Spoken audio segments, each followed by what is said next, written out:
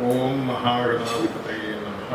ఓం గురుభ్యో నమః. ఓం శ్రీమాత్రే నమః.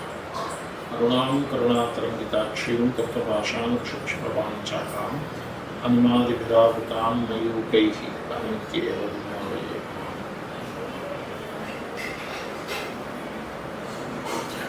రక్షకులకి అనంతాంబిక అమ్మవారి యొక్క అనుగ్రహం పరిపూర్ణంగా కోరుకుంటూ మనం ఈరోజు సూర్య భగవానుడి యొక్క అంటే మిథున రాశి నుంచి కర్కాటక రాశిలోకి జూలై 17వ తేదీ నుంచి ఆగస్టు 17వ తేదీ మధ్యలో ఈ సూర్యుడు కర్కాటకంలో ఉంటాడు.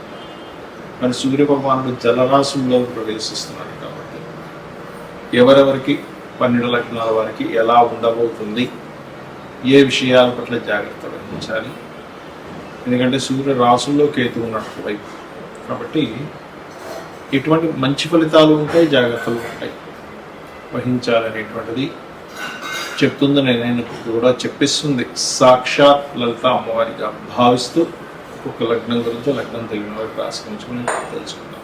తులాలగ్నము తులారాశి.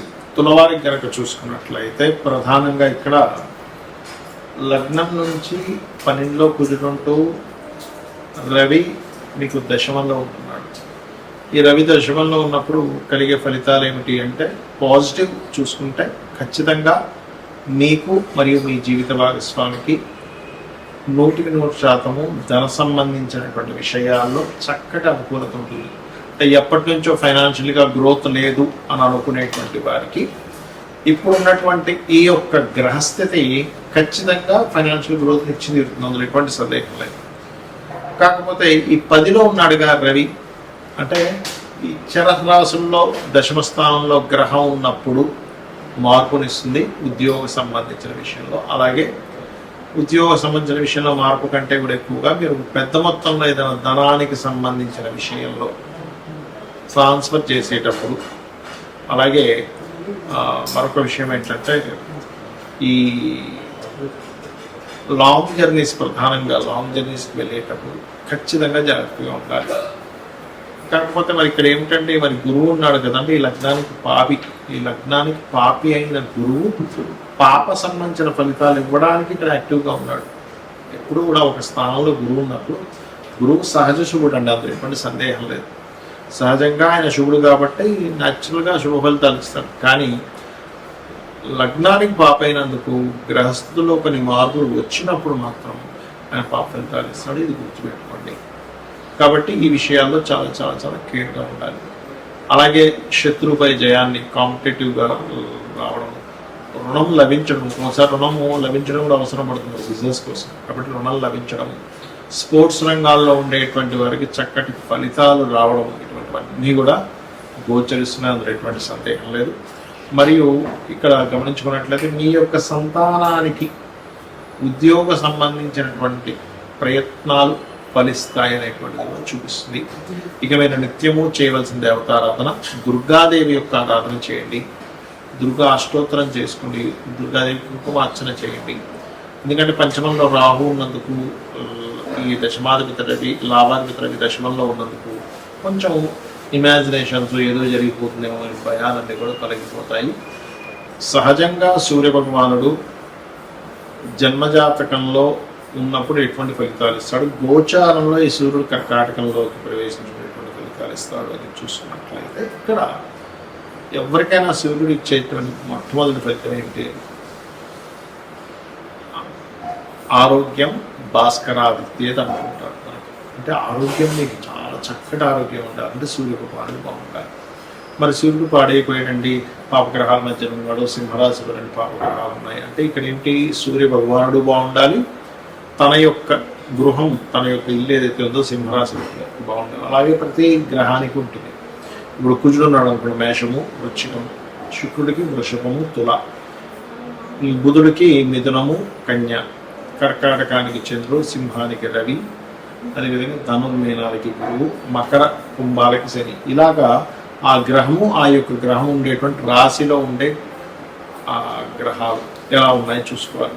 ఆ రకంగా ఎవరికైనా ఉదాహరణకి రవి స్థానం పాడైంది అనుకోండి, దీన్ని పితృదోషము అంటారు. అంటే వంశ అభివృద్ధి అవ్వడానికి ఎక్కడా కూడా గ్రహస్థితులు అక్కడ మనకి సహకరించట్లేదు కాబట్టి దాని పితృదోషము అంటే పితృదేవతల యొక్క అనుగ్రహం ఇవ్వలేకపోతున్నారు. అందుకని సూర్య భగవానుడి విషయంలో ఈ పితృదోష సంబంధించిన పోవడానికి అమావాస్యలు మీరు పితృదేవతలకి స్వయం పాకము, బియ్యము, 2-3 రకాల కూరగాయలు, పప్పు, మనం ఏదైతే వండుకోవడానికి సామాగ్రి ఉంటుందో దాంతోపాటు కొద్దిగా దక్షిణ ఇవన్నీ తీసుకెళ్ళి పురోహితులకి అమావాస్య నాడు ఇస్తే కనుక చాలా మంచిది. గుర్తుపెట్టింది, పితృదోషాలు పోతాయి దీనివల్ల. అలాగే మరొక విషయం ఏంటంటే ఈ గోచారంలో ఈ రవి అంటే సూర్య భగవానుడు ఎప్పుడైతే కర్కాటక రాశిలోకి ఎంటర్ అవుతూ ఈ కేతువు యొక్క ఎనర్జీస్ ఎంటర్ అవుతున్నాడో ఎప్పుడూ కనీ విని ఎరుగనంత విపరీతమైనటువంటి వర్షాలు కలుగుతాయి. గుర్తుపెట్టుకున్నాడు, కనీ విని ఎరగదు. బాబు ఏంట్రా బాబు, అసలు ఇంత వర్షపాతం ఉందేంటి, ఇంత అంటే వాటర్ రిలేటెడ్గా సంబంధించినవి. ఎందుకంటే ఇక్కడ కేవలం రవి జలరాశిలో ఉండటం మాత్రమే కాదు, రవితో పాటు బుధుడు ఉన్నాడు. బుధుడు మంచివాడే కదండి అంటే అది వక్రిస్తున్నాడు. మరి వక్రిస్తే ఏమిటి, రవి బుధుడితో కలిసి ఉంటే ఏమిటి, వక్రిస్తే ఏమిటంటే ఇప్పుడున్న ప్లానటరీ పొజిషన్. ఎందుకంటే రవికి ప్రొసీడింగ్ హౌసెస్ అంటారు మనకి నాడీ ఆస్ట్రాలజీలో ఉంటుంది. కేతు ఉన్నాడు, దాని తర్వాత కుజుడు ఉన్నాడు. ఈ ఎనర్జీస్ కూడా యాడ్ ఆన్ అవుతున్నాయి అక్కడ రవికి బుధుడు ద్వారా రవి ఉండేటువంటి జలరాశుల వల్ల. ఈ సంవత్సరం అధిపతి కూడా రవి కాబట్టి జల సంబంధించినటువంటివి మరింత పెరుగుతాయి. అంటే భారీ వర్షాలు పడటం, సునామీ లాంటివి, వరదలు రావడం, ఒకసారి సముద్రం ముందుకు వచ్చి కొంతవరకు నష్టం జరగడం, అంటే ఏదైనా జల సంబంధంగా. రవి మరలా మీకు కర్కాటక రాశిలోకి వెళ్ళడం, కర్కాటక నుంచి సింహరాశిలోకి వెళ్ళడం, అప్పుడు అగ్ని సంబంధంగా. అంటే అగ్ని సంబంధంగా కుజుడు మనకి సింహరాశిలో వచ్చినప్పటి నుంచి చెప్తున్నాం అగ్ని సంబంధించినవి జరుగుతాయి, అగ్ని ప్రమాదాలు జరుగుతాయి, జాగ్రత్త. ఆ రకంగా అగ్ని సంబంధించినటువంటి విషయాలు అధికంగా జరుగుతుంటాయి. ఏది కర్కాటక నుంచి సింహంలోకి వెళ్ళాక.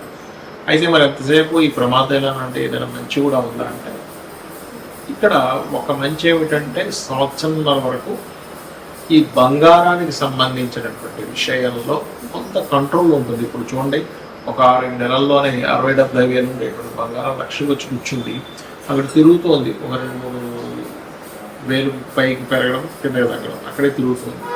కొంచెం ఈ సింహంలోకి వచ్చేప్పుడు కొంచెం గ్రో అవుతుంది. కానీ ఎప్పుడైతే సింహం నుంచి మరలా అంటే ఆగస్టు 15 నుంచి సెప్టెంబర్ 15 మధ్యలో, జూన్ జూలై కదా, సో ఆగస్టు 15 నుంచి సెప్టెంబర్ 15 మధ్యలో కొంత రైజ్ అయ్యి మళ్ళీ దాని తర్వాత కంట్రోల్లో ఉంటుంది బంగారం. కాకపోతే ఈ కుజుడు ఎప్పుడైతే కన్యా రాశిలో ఎంటర్ అయి అలాగా వృచ్చికము, వృచ్చిక రాశిలో సంచరిస్తుంటాడో ఖచ్చితంగా ఏవైతే మనకి రియల్ ఎస్టేట్ రంగం కుదేలైపోయింది, ఏదో భూములు రేట్లు రేట్లు, ప్రత్యేకంగా భూ సంబంధించినవి, నేనేది అపార్ట్మెంట్స్ విషయంలో కాదు, భూమికి సంబంధించినటువంటివి 100% రేట్లు పెరిగితే ఉంటాయి. మీరు అవుట్స్కర్ట్స్లో చూడండి, సంవత్సరంన్నర నుంచి అయిపోయి ఉన్నాయి అలాగా, రేట్లు పెరగట్లేదు, తరగట్లేదు, వాళ్ళు అమ్ముకోవట్లేదు, అలా ఉండిపోయి అలా స్ట్రక్ అయిపోయినటువంటి భూ సంబంధించినవి పెరగడం ప్రారంభమవుతుంది. సేల్స్ అనేది పెరుగుతుంది, రొటేషన్ అయిపోతుంది, పెరుగుతుంది. అలాగే గురువు కూడా మనకి కర్కాటకంలోకి వస్తున్నాడు కాబట్టి వెండి ధర కూడా పెరుగుతుందండి. వెండి ధర విపరీతంగా పెరుగుతుంది, గుర్తుపెట్టుకోండి. కాబట్టి వెండి ధర పెరగడం, భూ సంబంధించిన రేట్లు పెరగడం, ఆ పర్టికులర్ మంత్లో గోల్డ్ కొంతవరకు రైజ్ అవ్వడం. కాకపోతే ఒక సంవత్సరం వరకు కొంత కంట్రోల్లో ఉంటుంది. ఇంకొక మాట చెప్తున్నాను, ఇప్పుడే 4.5 సంవత్సరాల తర్వాత గోల్డ్ రేట్ సడన్గా డౌన్ అయిపోతుంది. ఉన్న రేట్ 20-30% డౌన్ అయిపోతుంది. అంటే ఇవన్నీ ముందుగా ఎందుకు చెప్తున్నా అంటే ఆ సమయంలో కొంతమంది గోల్డ్ మీద ట్రేడ్ చేసే వాళ్ళు ఉంటారు, గోల్డ్ కొనుక్కొని ఇన్వెస్ట్మెంట్గా మార్చుకునే వాళ్ళు ఉంటారు. గోల్డ్ ఇప్పుడే కొనేసుకుందాం తర్వాత పెరుగుతుంది అనుకునే వాళ్ళు ఉంటారు. ఇప్పుడు పెరగదు అనుకున్నప్పుడు అనవసరంగా దాని మీద ఇన్వెస్ట్మెంట్ చేయడం ఎందుకు అనుకుంటుంటారు. గోల్డ్ కంటే కూడా నా బెస్ట్ సజెషన్ ఏంటంటే ఇప్పుడు భూమి మీద పెట్టండి, this is the right time. ఇప్పుడు పెరుగుతుంది. మీరు ఇప్పుడు పెట్టినట్లయితే ఒక 2 సంవత్సరాలు 3 చూసుకుంటే డబుల్ ట్రిపుల్ అయ్యే ఛాన్సెస్ 100% ఉంది. కాబట్టి ఈ యొక్క పని చేయండి, ఖచ్చితంగా మీకు బాగుంటుంది. శ్రీమాత్రే.